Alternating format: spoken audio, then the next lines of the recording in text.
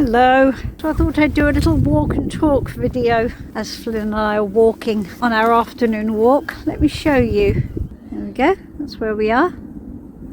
It's sunny at least, but gosh, it's a bit chilly.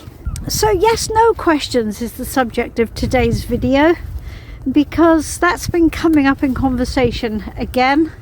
And I have made some videos about this before, but ultimately I think it's worth another conversation. Yes, no questions are perennially difficult and very frustrating, because you might say, well, why can't I just ask a simple question and get a simple answer? I mean, how hard can it be? Well, unfortunately, that's not the way tarot works. Tarot doesn't see yes, no questions as simple questions, you see. I mean, look, we're all human and we've all asked them. I've asked them, we all do. It's an unconscious thing to go, well, will this happen or will this happen? And that's perfectly normal. But unfortunately, it just doesn't work very well with tarot. Tarot doesn't really have, well, I mean, it has a couple of cards that you could, if you were to, say, well, if it's a positive card, it would be a yes, and if it's a negative card, it'll be a no. And there are some cards in the deck that will, I guess, fulfill that function. Death would be, seen as being a more negative card, and the Sun, of course, would be a positive card. But most of the cards in the tarot deck are neither one nor the other. They're somewhere in the middle, and they will not give you an exact indication of it being a yes or a no. So why is that? Well, you've probably heard me talk before about the idea of closed questions. Closed questions are questions that leave no room for nuance. They're just this or this. And that, interestingly enough, falls into the remit of fortune telling, doesn't it? And as you know, if you've spent any time with me, I'm not best keen on the idea of fortune telling, because it's not really very useful to us. Sometimes we actually could do with a bit more information than just a yes or a no. I mean, we want things to be simple and we want to know what's going to happen so we can plan ahead. But ultimately, if you ask the question, will I move house? Will I get the job? You may say, well, that's a perfectly reasonable question to ask. But ultimately, we're not getting the value out of tarot that we really want. So, for instance, if we ask the question, will I move house? And tarot says no. Well, that doesn't tell you anything, does it? It doesn't tell you why. It doesn't tell you what's for the best. If you want to move house and it says no, that's going to just leave you feeling really fed up. What about the perennial question, will my ex come back? That's a question which is asked a lot. And again, tarot will give you information in the cards that it gives you. So for instance, will he come back? Let's just say, I don't know, randomly you get the Eight of Pentacles. Well, the Eight of Pentacles would say maybe, but if he does, then ultimately it's going to be a pattern that's going to repeat itself. So it doesn't tell you anything about, see, you're asking the question, will my ex come back, because you think that's going to make you happy. You think that's going to be your wish granted. And so if you get a yes, you'll go, hurrah, happy ever after, right? Tarot says no. What you need to know is there are patterns here, and those patterns are going to repeat. And so basically him coming back won't make you happy, and you should know that.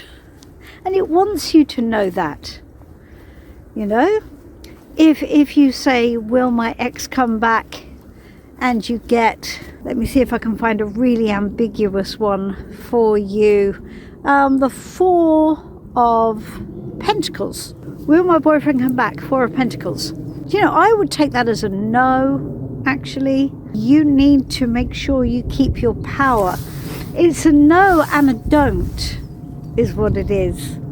So I would read it as a negative, but I would also read it as a warning that if in fact he does come back, he won't be sharing his life, he won't be inviting you in, he won't be changing anything, and also you should protect your power. You should maintain the status quo. So that would be a no, but the card is not inherently negative within itself, but it is giving you more information. Will he come back? What else can we say? Seven of Pentacles. Will he come back? Well, that card's just telling you that your thinking is not realistic. You're confused emotionally. And again, it isn't saying yes and it isn't saying no. It's telling you that your question is wrong. Your thinking is wrong. Your question is not answerable. Because sometimes your question is not answerable because it's coming from a place of non-reality.